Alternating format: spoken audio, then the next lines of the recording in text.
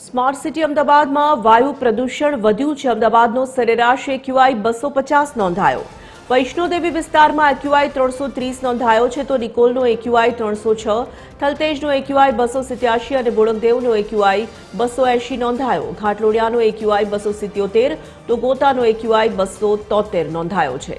South બોપલમાં આંકડો 267 પર પહોંચ્યો, જ્યારે ઘુમામાં 263 પર એક્યુઆઈ પહોંચ્યો છે। રખિયાલમાં 260, મણિનગરમાં 233, નવરંગપુરામાં 231 અને ઉસ્માનપુરા અને વિશ્રામનગરનો એક્યુઆઈ 230 નોંધાયો છે।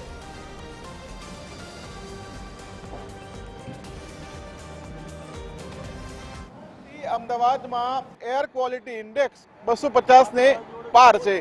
મહત્વનું છે કે અમદાવાદ શહેરમાં વાયુ પ્રદૂષણ દિવસે ને દિવસે જે રીતે વધી રહ્યું છે, જેના કારણે એર ક્વોલિટી ઇન્ડેક્સનો આંકડો ઊંચો જઈ રહ્યો છે।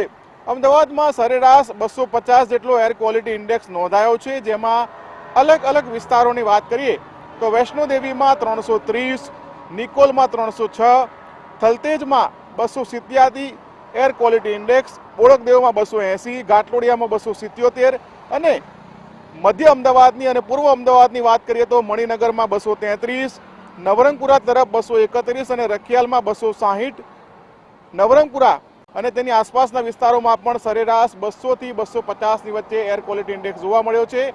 આજે વાસી ઉત્તરાયણ છે અને એક તરફ પતંગ રસિયાઓ પતંગની મોજ ઉડાડશે, ત્યારે અમદાવાદમાં વાયુ પ્રદૂષણ હજુ પણ એ જ સ્તરે જોવા મળી રહ્યું છે, જેમાં ખાસ કરીને અમદાવાદ શહેરમાં ધમધમતી ફેક્ટરીઓ અને વાહનોના કારણે આ એર ક્વોલિટી ઇન્ડેક્સ ઊંચો જોવા મળે છે। કેમેરા પર્સન ધર્મેન્દ્ર સોલંકી સાથે ભાવેશ રાજપૂત, TV13 અમદાવાદ।